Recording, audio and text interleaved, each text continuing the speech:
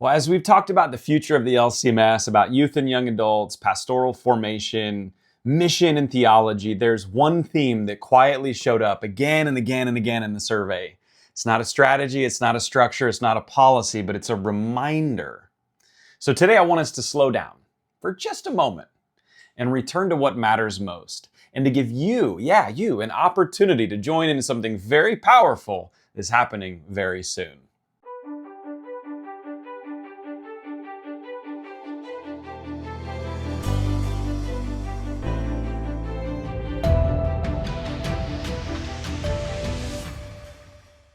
Well, hey, I'm Zach Zinder, and welcome back to Voices of the LCMS, where we're diving into real data from over 1,000 Lutheran leaders to help our church body move forward. Throughout this series, let's be real, we've named a lot of challenges facing our church body: reaching the next generation, forming future pastors, navigating change in a digital technological age. How do we hold both faithfulness and fruitfulness together? How do we walk, and especially talk, together again when we're so divided on some of these things? All of that matters. But today isn't about adding another challenge to the list. It's about remembering the foundation underneath all of that: prayer.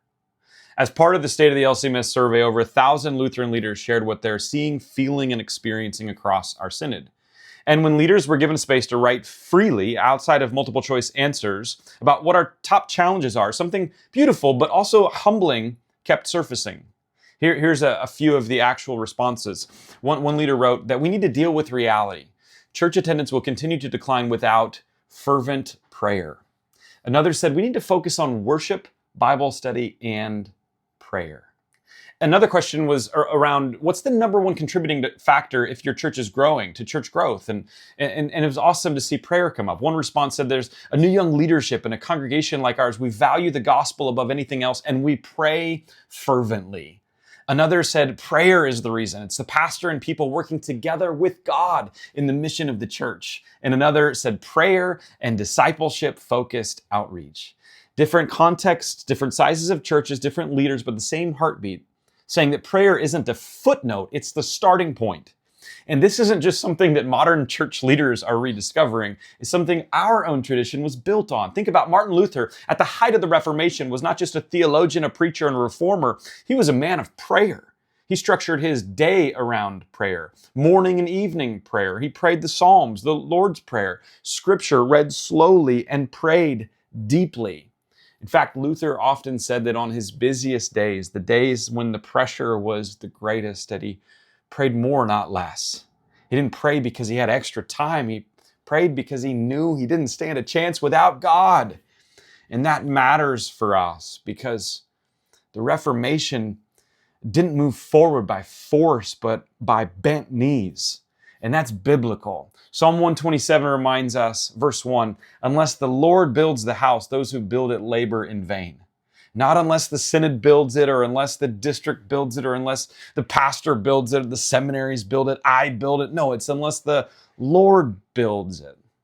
In Acts chapter 2, when the early church is just beginning, before the growth and the systems and the structures were in place, Luke tells us that the believers devoted themselves to the apostles' teaching and the fellowship, to the breaking of bread and the prayers. Prayer wasn't an add-on. It wasn't a closing moment. It was a devotion. And throughout Scripture, renewal never begins with better planning. It begins how? With God's people humbling themselves before Him. I love the verse 2 Chronicles 7:14 that says, if my people who are called by my name humble themselves and pray and seek my face. These are the things that we do. We become humble, we pray, we seek God, and then that's when God moves. Modern day pastor John Tyson has studied revivals across the world, and he says that every revival starts with prayer from a lot of different people and directions, but also a God-given desire that sounds like, God, we want you to be here. Friends, God can show up anywhere and however He wants, but it's when the people devoted themselves to prayer and a desire for God to show up and move. And I wonder if we in the LCMS, we can pray and say collectively, God, we want you to be here. Friends, I know this series has asked a lot of hard questions, honest questions that can feel heavy and even hopeless if we try to carry them alone. But prayer reminds us that the future of the LCMS does not rest on my shoulders or your shoulders. It rests in God's hands. And prayer recenters us, it softens our heart, it turns anxiety into trust, and it reminds us that the church belongs to Jesus, not to you and to me. Which is why I want to invite you into something simple and intentional.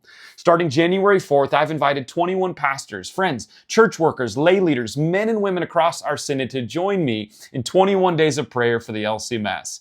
This isn't about pushing an agenda. It's not about winning debates. It's about coming together before God and praying for our churches, for our pastors, for our future pastors, for our seminaries, for unity amongst us, for mission, for repentance where it's needed, courage where we're tired, wisdom where we feel stuck, innovation where God can do new and great things. Jesus says in John chapter 15, apart from me, you can do nothing. Not less, not you can do a little bit, but not as much, nothing. And so I hope we keep talking more. But before we talk more, before we restructure more, before we try to fix more things, let's pray more. Let's say to God, God, we want you to be here. We need you to be here. And the beautiful thing about prayer is this, that you, every single one of us can participate. You don't need a title. You don't need a platform. You don't need a voice, a vote rather. You just need a willing heart. So here's my gentle invitation to you. If you love the LCMS, even if, especially if you're concerned, frustrated, or tired, join me in prayer. If you want to be part of the 21 Days of Prayer for the LCMS, it starts January 4th. Hit subscribe if you're watching on YouTube. And check out the links for how to get involved if you'd rather be a part of this on Facebook or Instagram. I've also written a blurb in the description below for you to invite your church or your network. What would it look like? What could it look like? What would God do if thousands, tens of thousands of LCMSers started the year unified, praying to God, welcoming Him in together? And hey, if this video resonates with you, please share it. Again, not to stir debate, but to remind others of what holds us together, because unless the Lord builds the house, we labor in vain. And I don't want you and I laboring in vain.